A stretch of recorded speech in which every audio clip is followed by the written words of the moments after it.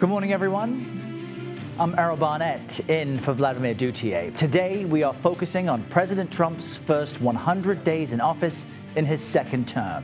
The president heads to Michigan today, where he'll tout his economic policy. He's also expected to announce an easing of some of his tariffs on U.S. automakers. The economy is just one of the sectors the president has tried to reshape here in his second term. From day one, President Trump vowed to undo so-called liberal policies, cut costs, and reestablish what he calls an America First international policy. The golden age of America begins right now. From this day forward, our country will flourish and be respected again all over the world. Now, since that moment, the president has governed largely by executive orders, 141 in total. He started with that blanket pardon of more than 1,000 people who were arrested in their role in the January 6 riots. Subsequent executive orders range from immigration enforcement, social issues, and economic policies, with many of those EOs being challenged in court. Let's talk now with CBS News Chief Election and Campaign Correspondent Robert Costa, who is in our D.C. bureau with a bit of analysis on these first 100 days. Bob, good morning to you. Look, in many ways, this is an arbitrary milestone, but what do these past 100 days tell us about the state of the U.S. right now under Mr. Trump? Good to be with you. For President Trump, this past 100-day period was a return to power.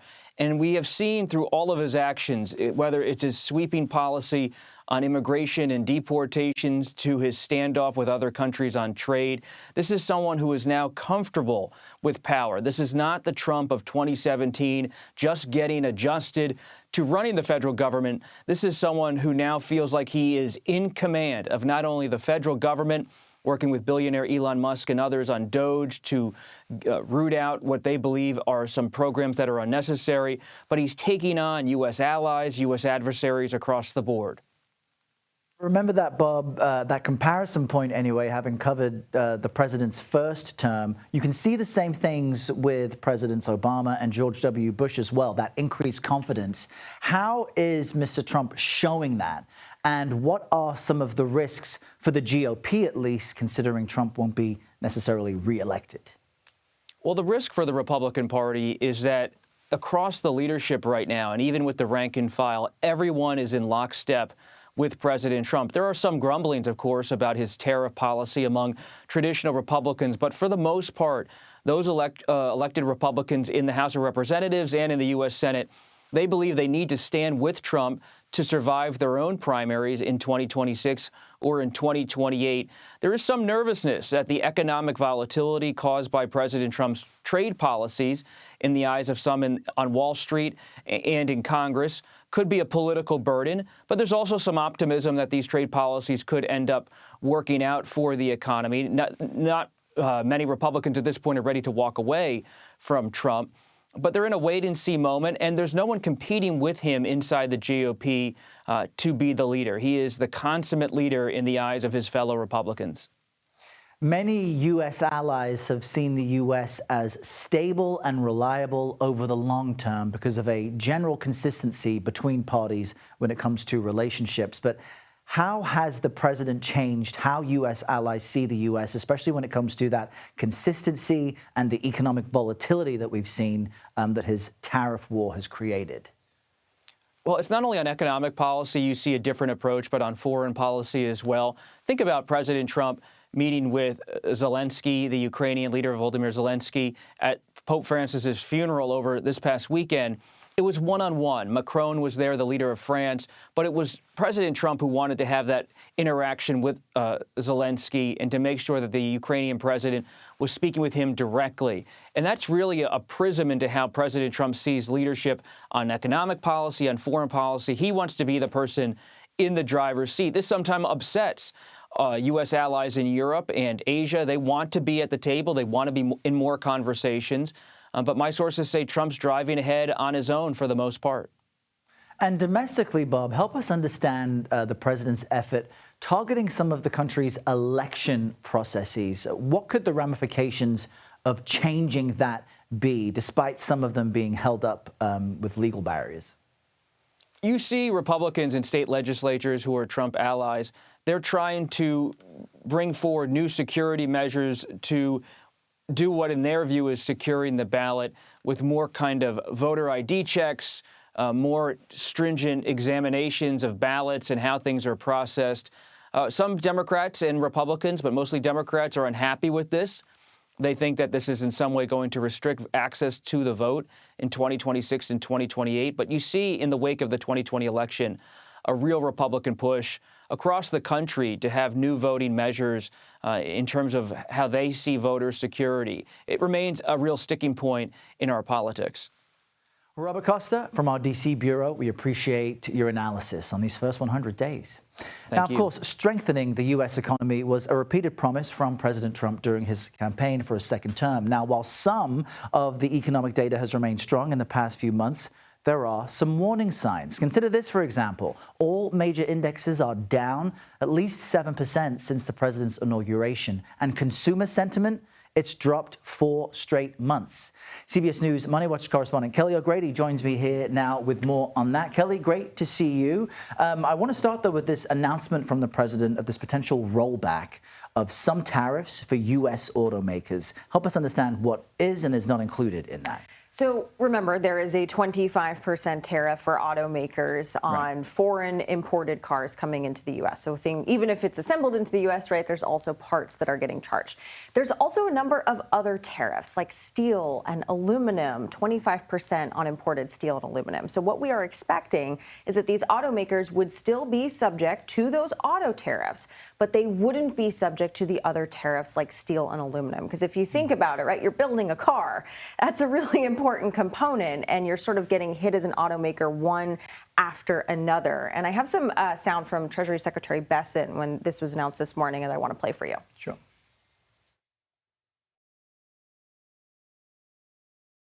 They are saying you guys are not talking about it. So is that true?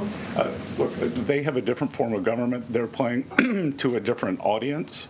So I'm not going to get into the nitty-gritty, again, of who's talking to whom. But as I said, I believe for the Chinese, these tariffs are unsustainable. And very quickly, 2 days ago, you said you didn't know if President Trump had spoken to Xi Jinping. Do you know now? Again, I would say Caroline and I have a lot of jobs around the White House. Running the switchboard in one of them. Bloomberg, go ahead. Secretary Besson, thank you so much for being here this morning. So that's some sound I want to talk to you about in a second, because that has to do with China. I thought that there was an auto SOT, but you know, you have to think about it, right? This will help the automakers, and the whole idea is for them to invest more in manufacturing here. But that means they're going to have to spend a lot of money. At the same time, they could see lower auto sales. And in fact, GM just reported earnings, and they said that they're rethinking their 2025 forecast. So maybe they're not going to see as many tariffs, but think about it. You, me, we're going to be seeing tariffs on so many other items. How many people are still going to be willing to go out and buy cars? And you've mentioned that so many times, that the consumer sentiment, how they perceive prices in the future, does influence how they will or will not spend right now. And I want to ask you about what Besson was discussing there. He was pressed on, is the president having one-on-one conversations with China right now? And he seemed elusive as far as an answer goes there. But why is that such a crucial, if not the most crucial component of this tariff conflict? Well, with China, right? I mean, those are the highest tariffs that we are seeing. The U.S. has a 145% tariff on all goods coming from China. China has a 125% tariff on goods coming from the U.S. It's really important for 3 reasons. You just mentioned consumer sentiment. That's the big one. So many of our goods come from China that until we see movement, whether it be China or frankly, any trade deals, you're not going to see that sentiment get better likely. Second thing is that look at what we are wearing, right? A lot of the things may come from China. Until we get a trade deal with them, you aren't going to see, sort of that outlook on inflation get better. And so that's a really important one. And then finally, when it comes to markets, everyone's looking at their 401ks. When you don't have clear messaging that there are negotiations, that there are movements towards the middle, you're going to see investor sentiment continue with that uncertainty, and that's going to affect retirements. Now, the president and the administration says, just hang on. It will be bumpy for a while, but these dramatic changes are necessary so that they can strengthen the U.S. economy in the long term. For consumers, though, is that a message that lands, or do you expect that, at least in the short term, until we see something tangible, people will be frantically checking their 401ks and perhaps holding back in areas where they can? Excuse me. And this is interesting because we haven't seen the rollback in spending yet. We've seen that sentiment. That's something that we're tracking. And over the next few months, we're going to start to see, does that sort of bore out in the hard data? Right now, people actually got ahead of the tariff deadline. They started spending more to try and get goods ahead of those price increases going into effect. But yes, I think you're exactly right. You know, unless you are one of the folks that voted for President Trump and are really committed to this idea that, yes, in the long term, things are going to get better, you are starting to see sentiment weaken for other folks. And that's what we just saw in these polling numbers viewers are looking at. Some 70% of MAGA Republicans say the economy's getting better, but more than 50% of general voters say it's actually not for them right now. Kelly, thanks so much. Great to have you give us an update on all of that. Now, President Trump has been overhauling the Department of Justice as well since his very first executive order pardoning those Capitol rioters, one that prompted some top justice officials to resign. CBS News Department of Justice correspondent Scott MacFarlane is being linked up to our studio right now, and you see him there from our D.C. bureau with more on this. Scott, good morning to you. What do you think are the defining characteristics of these first 100 days if we're listening only to your sources at the Department of Justice? It's hard to get past those first few hours. You want to look at 100 days, it's maybe more worthwhile to look at the first 100 minutes when he signed this pardon, this historic pardon of 1,500 plus people, hundreds of whom admitted assaulting police officers. He commuted a handful of the higher level sentences, but everybody was released from prison, and that changed the culture and the vibe inside the Department of Justice in a way even those anticipating pardons didn't expect. There were these frontline resignations and firings of prosecutors who handled January 6 cases by Trump appointees inside. And we have seen in the 100 days since, Errol, this placement, this strategic placement of Trump's former defense lawyers into the highest perches inside the Department of Justice. Not only is Pam Bondi, the Attorney General, a former attorney who represented Donald Trump during his first impeachment, her deputy, the number 3 official, the number 5 official, the Solicitor General, are all people who defended Trump in court in the year before he took the oath of office for his second term. This is no longer the independent agency it has prized itself with being for generations. This is the Trump Justice Department unequivocally. And Scott, what is the latest on the president's nominee for U.S. attorney and the 100 former federal prosecutors who apparently have now united in opposition to that? Yeah, I'm going to give you an obscure name and an obscure title. Edward Martin is the acting U.S. attorney for the District of Columbia. That may be deceptive, though. The U.S. attorney for the District of Columbia is not just a U.S. attorney. It's arguably the most powerful federal prosecutor in America, handling with the largest staff in U.S. attorneys' offices in the largest jurisdiction, also federal criminal cases involving federal officials, corruption cases, the highest profile stuff. Ed Martin is a stop-the-steal advocate, a 2020 election denier, a MAGA loyalist, and somebody with no prosecutorial experience but close ties to MAGA world. There are 100 plus now former federal prosecutors in Washington, D.C., and Senate Democrats who are urging to block his confirmation, saying he is not independent, he is distinctively loyal to the president, and would not be the best suited person to be the top federal prosecutor in Washington, D.C., and one of the most powerful in America. It's unclear right now when the Senate's going to vote on whether to confirm Edward Martin or not confirm him. We know those nearly 100 former federal prosecutors, Errol, are trying to get an audience with Republicans on the Senate Judiciary Committee to try to talk them out of confirming this nominee of the president's, even though all the other nominees have gone through swimmingly. Errol, they have made a bit of a firewall around the nomination of Edward Martin. Really noteworthy. Scott MacFarlane, we appreciate your insight and the updates there. Thank you very much. We got this breaking for you overnight. Canada's Liberal Party has won the country's federal election. Prime Minister Mark Carney beat Conservative opposition leader Pierre Poilievre, capping a remarkable turnaround in a campaign that was really dominated by President Trump's repeated threats to annex Canada. America wants our land, our resources, our water, our country. Never. But these are not idle threats. President Trump is trying to break us so that America can own us. That will never, ever happen. Now, it remains too early to determine if the Liberal Party will secure a majority in Canada's Parliament, but we will keep you posted on this throughout the day. We turn now to a tragedy in Illinois. Right now, police are investigating the deadly crash that killed 4 children and injured several others at a building housing an after-school program. Now, this incident happened in Chatham. It's just south of the Illinois capital, which is where we find CBS News correspondent Ian Lee. Hey there, Ian. Good morning to you. I know we spoke earlier this morning as you stand right next to where this all unfolded. What's the latest from police and witnesses there? Good morning, Errol. We actually just got a new post from the Illinois State Police talking about the tragedy yesterday. They identified the person who was driving the car as 44-year-old Marianne Akers of Chatham. She is currently not in custody, and that is in line with the police saying that they believe this was not a targeted attack. They say that a toxicology report is still pending right now. They're continuing the investigation, and you can see right behind me the plywood covering up the hole where the car went into this building, went in one end, came out the other, killing 4 people. I saw a truck earlier this morning, not too long ago, coming and bringing out some of the debris, giving an idea of just how much damage was done. It took 2 trucks to haul away all of that debris. Really a tragic scene here, and a community of 15,000 still reeling from this tragedy. Errol?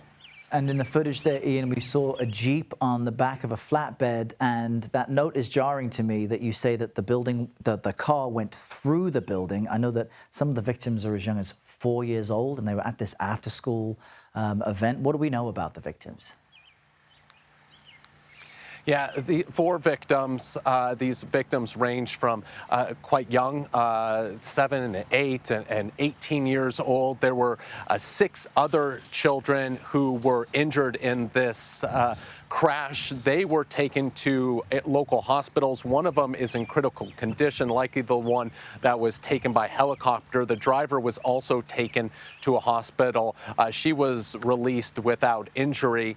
But you know, it really is a small community. And so when you have, 4 young women, young girls killed, 6 other injured, it really has impacted this community, and we are hearing from some locals talking about how it has been so devastating, Errol.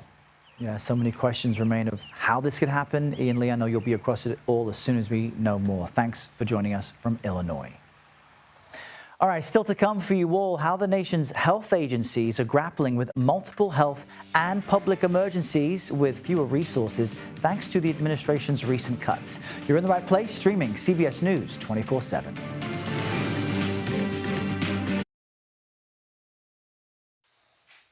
All right, welcome back. Some areas of the country are still under severe weather alerts right now after a band of storms hit several states, bringing with it heavy rain, strong winds, and lightning. It rolled through parts of Minnesota, and the storms come at a time when cuts have been made to the National Weather Service and NOAA, which helps us bring you the alerts and the warnings. Let's bring in CBS News correspondent Lana Zak, who's following this for us in Minnesota. Lana, great to see you this morning. Help us understand the extent of damage that these storms caused. Well, good to be talking with you, my friend. You know, we were watching all of these storms last night, particularly as we were concerned about the threat for tornadoes.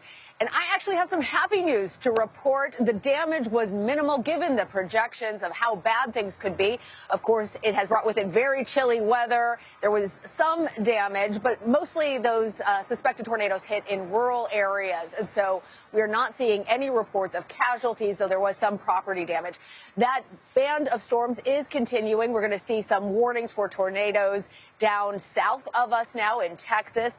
And there's going to be this weather that we have here moving eastward towards you. So watch out and make sure you have your proper storm gear, because it's going to be a wet one for you. Yeah, and but Lana, overall, it's actually pretty good. Yeah.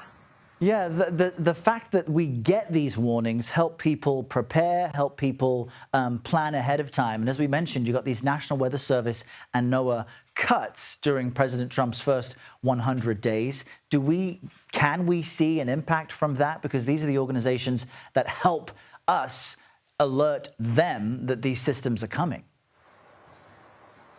Absolutely. Every single American is dependent on NOAA for their early alerts, for the ability to understand when storms are coming. And they have made major progress over the last several years in terms of being able to anticipate those storms early, which is going to save money, save lives. So I want to play a little bit of sound from Professor of Meteorology, Martin Baxter. Here's what he had to say about Trump's cuts. Every week, it seems there's new things that are cut. And so that's one of the challenges, is just we don't know how to plan for the future. Private companies that create the apps, they make it look nice and they allow you to interact with it in the way that you want. But the fact that the data is there all comes from NOAA and the National Weather Service. So hundreds of employees at NOAA have already had their jobs cut, and there is now a proposal for hundreds of thousands of millions of dollars in budget cuts coming from the Trump administration. Right now, people who know about the importance of NOAA are trying to advocate for a reversal in some of that, and certainly we saw that in some other areas when DOJ proposed cuts. People rallied and said this is why this is important, and that's what NOAA is hoping will happen with this, especially as we see that these storms can be deadly and have the potential to bring about major problems. NOAA becomes even more important. Yeah, very good reminder. That's our Lana Zak reporting from Rochester, Minnesota. Lana, thanks so much. Great to see you. Let's cross over now to CBS News Philadelphia meteorologist Grant Gilmore, using some of that data to help put together a national forecast picture. Grant, how do things look for us all today? Absolutely, Errol. I mean, look, and it's not just about the forecast. While that's incredibly important to gather the data to put together the forecast, sometimes looking back at what happened is also really critical for emergency managers and just crews to get in and start to recover from these storms. All of these storms, we call these local storm reports, or LSRs. National Weather Service puts those together and they feed them out so we know where the damage was, where we've seen these incredible reports of severe weather. These are all the hail reports alone, almost from border to border, from Minnesota all the way into Texas. We had reports of pretty large hail yesterday. Look at some of these hail reports coming out of Oklahoma, 3-inch diameter hail. You're talking about nearly golf ball size to baseball size hail, if not larger in some places. Beaver Creek, Minnesota, 2 3/4-inch hail, just large hail out there. And here is the severe risk today. Once again, that severe risk has gone to the east. We've got an enhanced threat for severe weather over parts of western Pennsylvania up into New York, and it stretches all the way down into Texas. Let's put this into motion, all right? As we go through the next couple of days, we're going to see the potential for very large hail, damaging winds, and tornadoes. Those storm systems will be going to the east as we go into tomorrow. A lot of rain moving over the same places. We've got a slight risk down south tomorrow, but flash flooding is an increasing concern, Errol, as we go through the second half of the week. Some places could pick up over a half foot of rain through Thursday. Back to you. And the advice always is don't drive through the water, even if you think it's shallow. It's very dangerous. Yep. Grant Gilmore with the warnings we need. Thanks so much. All right, still to come for you all. President Trump's changes to U.S. immigration policies are facing a number of legal challenges. We've been reporting on this for weeks. We will next look at the battles playing out in court at this moment. You're in the right place, streaming CBS News 24/7.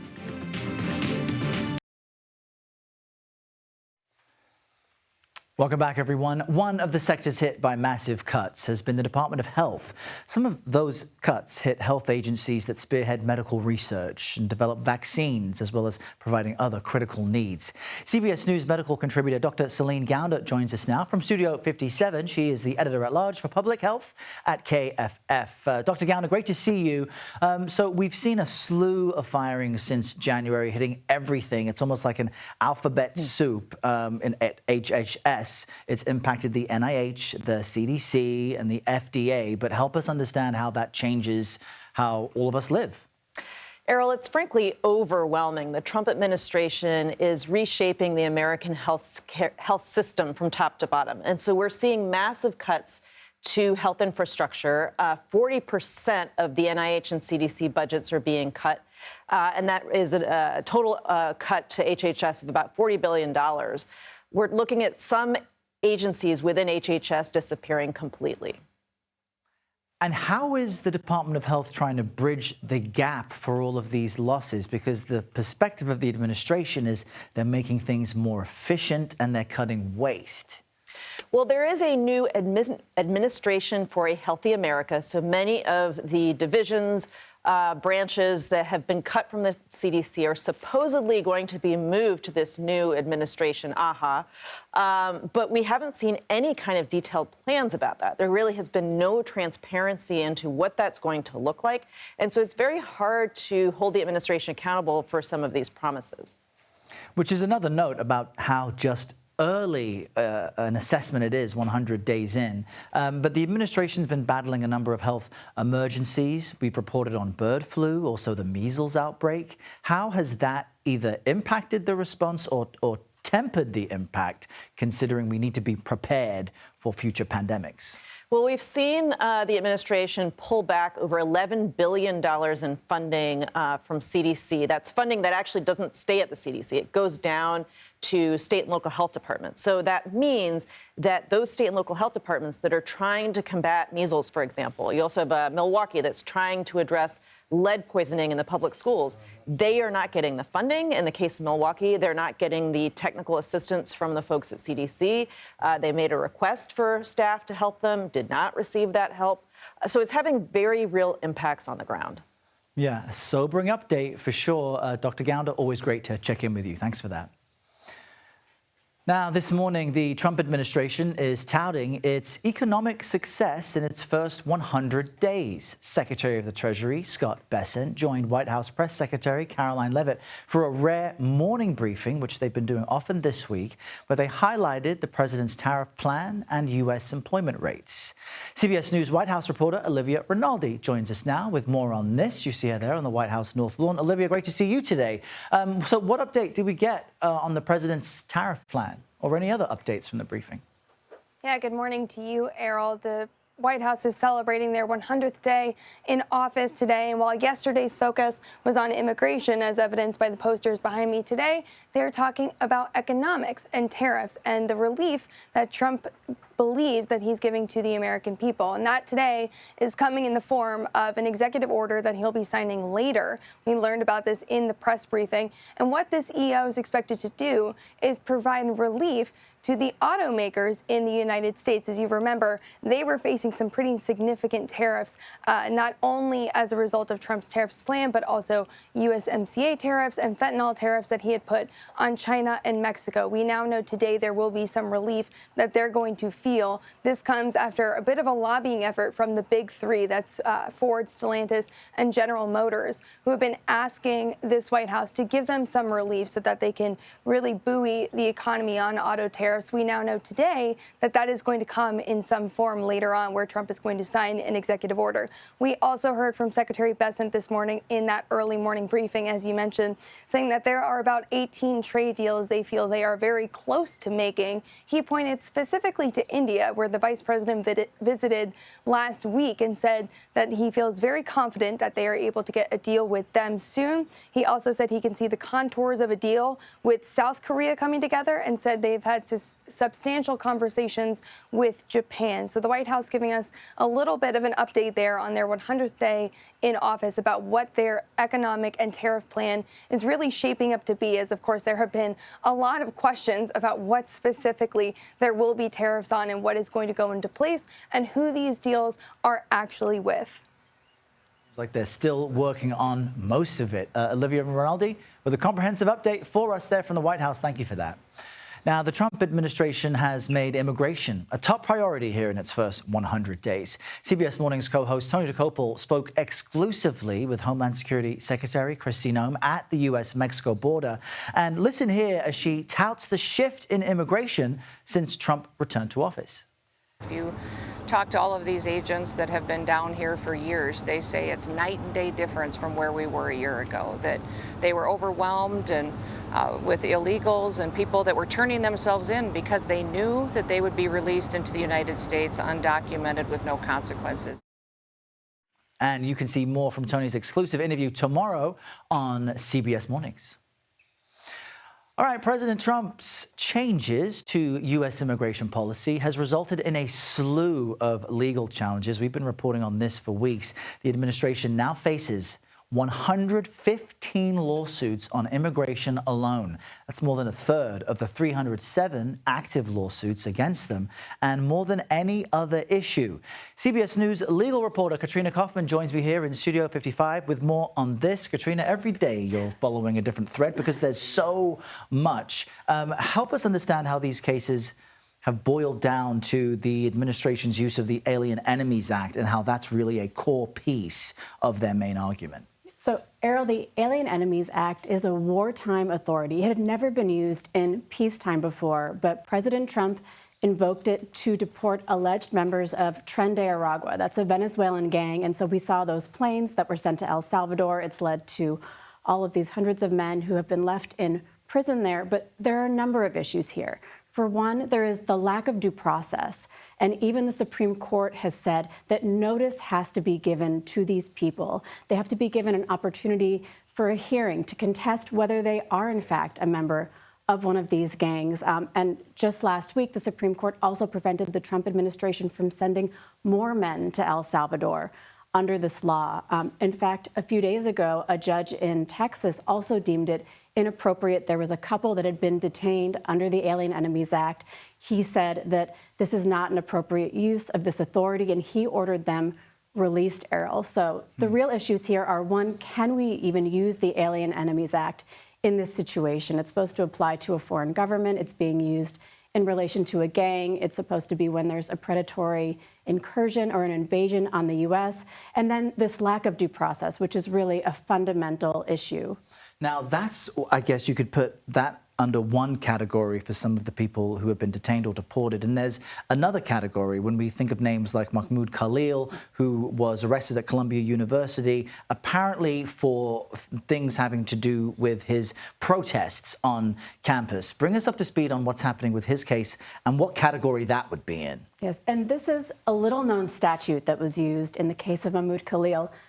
Essentially, Secretary of State Marco Rubio decided that his presence in the U.S. is adverse to U.S. foreign policy interest. And this has now been used in a number of cases related to students, Errol. But for Mahmoud Khalil in particular, an immigration judge has decided that he could be deported from the United States. So his legal team is currently trying to prevent that from happening. Last week, they filed for different forms of relief to keep him here. So that could be asylum, withholding of removal, a way to protect him from being removed from this country where, very importantly, he has a wife who just had a baby a week ago.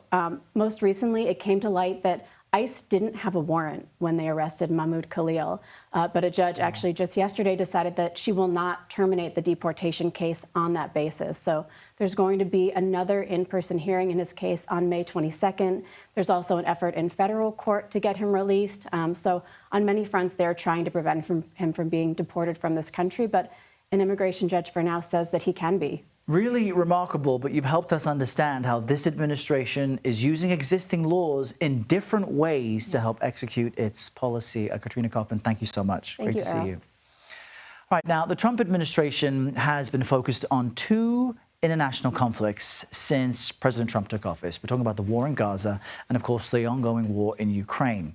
In recent weeks, Israel has renewed fighting in Gaza, while in Ukraine, any ceasefire has been hard to come by, even though the president vowed to end that conflict, you'll all remember, in, quote, 24 hours. Let's bring in CBS News senior foreign correspondent Remi Inocencio for more on this angle of these 100 days. Remi, great to see you. Clearly, the Ukraine war is nowhere close to ending in 24 hours. And the president did clarify that that was said more in jest and wasn't a sober, serious policy position. But what progress has been made by this administration? Because we've been reporting on talks for many weeks. Yes, many months, really.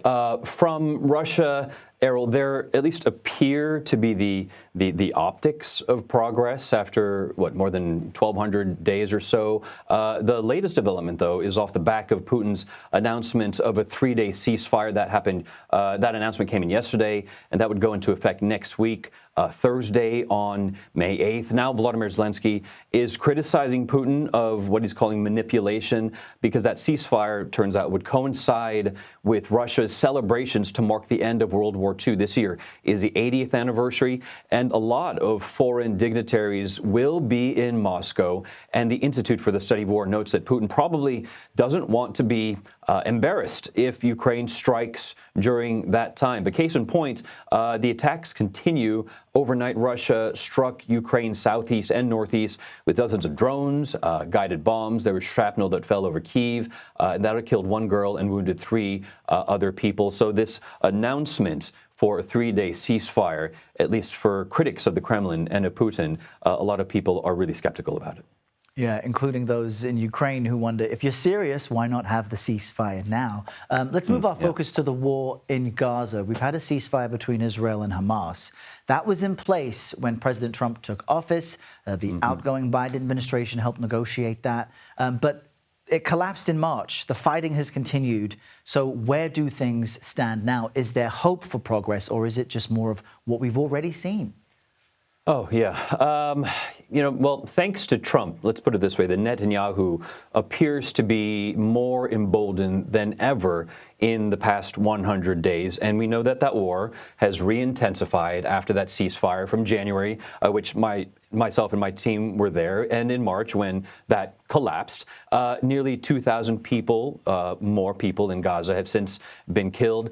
And since dawn, at least 44 were killed in more Israeli attacks. So we see this re-intensification, this re-emboldening of Netanyahu and of Israel's military to carry out further attacks on the Strip. And this brings to more than 51,000 people, the total number of dead, according to the Hamas-run health ministry there.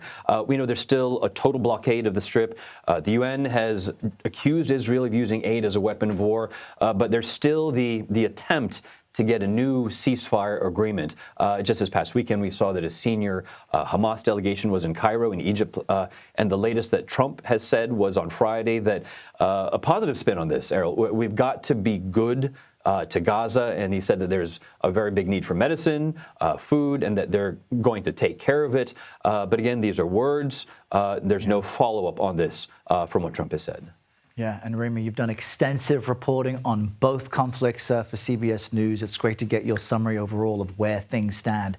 At this moment, Remi Inocencio in London for us. Thanks, Remi. All right, President Trump bypassed Congress on a number of policies, signaling or signing more than 100 executive orders in his first 100 days, as we've been discussing. But now he's leaning on Republican lawmakers to keep a multi-trillion-dollar budget bill afloat. But will it work? You're in the right place, streaming CBS News 24/7. All right, welcome back. President Trump has laid out more than 140 executive orders since January, bypassing Congress on key issues like immigration, tariffs, and of course, government cuts. And congressional leaders are already forging ahead on the next 100 days. CBS News congressional correspondent Nicole Killian joins us now with more on this. Nicole, good morning to you. How is Congress marking President's first 100 days in office? I know we just heard some remarks from the House Speaker a short time ago. Yeah, well, they're marking it in different ways, depending on whether you're a Republican or Democrat. Obviously, Republicans are taking a victory lap and citing what they say are the president's wins over the last 100 days, the fact that he has kept many of his promises. And even in terms of those executive orders you mentioned, many Republican leaders think that is a good thing. In that House Republican GOP conference that took place just before we went on the air, they were talking about the fact that, the president from day one kind of acted on many of the things he said he would do on the campaign trail, and they see their role here in Congress as trying to codify some of those changes, whether it is potentially dismantling the Department of Education, also taking a look at some of the actions the president has made with respect to the border and immigration. So they really would like to codify some of these changes into law, some of the cuts by DOGE, for instance. But right now they see their role as continuing to be a partner to the president, particularly as they work on his legislative agenda in the coming weeks. Of course, Democrats, for their part, have been quite critical of the president, basically calling these last 100 days disastrous. We expect House Minority Leader Hakeem Jeffries to speak on the House floor tomorrow. Senate Democrats are expected to take the floor later today to highlight what they feel have been major blunders on the part of the president with respect to his policies, whether from these DOGE cuts to his tariff policies to some of his other efforts to try to shrink the size of the federal government. And Nicole, you've done so well in these past 100 days to help our audience understand the importance of this big, beautiful bill that President Trump wants Congress to pass. And it's all around these cuts and spending less. But our CBS News digital team has crunched the numbers and found that during the first 100 days of the president's second term here, the government has actually spent more than $200 billion more than at this time last year. Can you help us and our viewers understand what that means as they try to lay out this agenda? Yeah, well, those are pretty eye-popping numbers on the part of our data team, but we do know that right now, as I mentioned, House Republicans and Senate Republicans are really in the thick of it here on Capitol Hill in terms of trying to move forward with the president's legislative agenda, that one big, beautiful bill, as you mentioned, which would basically fund the president's priorities with respect to the border, whether that is funding for the wall, beefing up detention beds, etc. Also providing more funding for energy policies that would lead to energy independence. And of course, one of the key parts of this legislation also involves extending the president's tax cuts from 2017. And about $4.5 trillion has been allotted to do that. But in order to pay for that, that money has to come from somewhere. And so Republicans are very serious about trying to make some deep cuts in order to pay for this bill, upwards of $1.5 to $2 trillion. So that is the work that Republicans will be doing over the next couple of weeks to try to find more savings wherever they can. Yeah, that's right. And I think the interest that the U.S. pays on much of its debt is also a part of why these costs are so high. Got to cut from somewhere. Nicole Killian, thank you so much. You bet. We've got more news next for you. You're in the right place, streaming CBS News 24/7.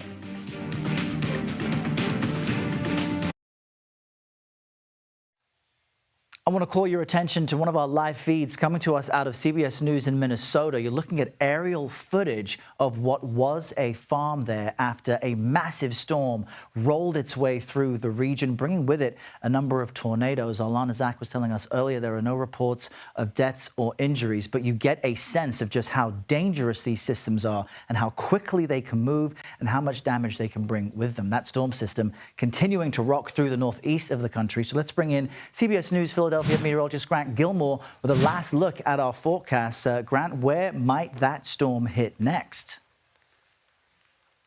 So, Errol, look, here's the thing. That storm system has actually moved on. Let's zoom out here. Let me show you this storm system that has moved off towards the east, and it's actually beginning to redevelop a little farther to the south. You see some of these showers and thunderstorms developing across the central and the southern plains. Let me put on the storm risk today. We actually have two areas that we're watching. One in South Texas. We've got this enhanced threat for severe storms, damaging winds, large hail, and maybe a few tornadoes, but also up into the Ohio Valley, into parts of western Pennsylvania and western New York. this area also underneath the threat for that severe weather as we go throughout the afternoon and then into the evening. Watch the forecast radar as we put everything into motion today. Again, watching out for very large hail, damaging winds, some tornadoes, but also the threat for flash flooding is going to build across the Central Plains as we go into the mid and second half of the week. We'll watch that, Errol, as we go toward the weekend. Back to you for now, though. Yeah, very important stuff. Grant, thank you very much for that. We appreciate it. And that does it for me for today. I'll see you tomorrow morning at 7 a.m. for the CBS Morning News. Next, it's Elizabeth Cook live from San Francisco with all the breaking news from coast to coast. This is CBS News 24/7.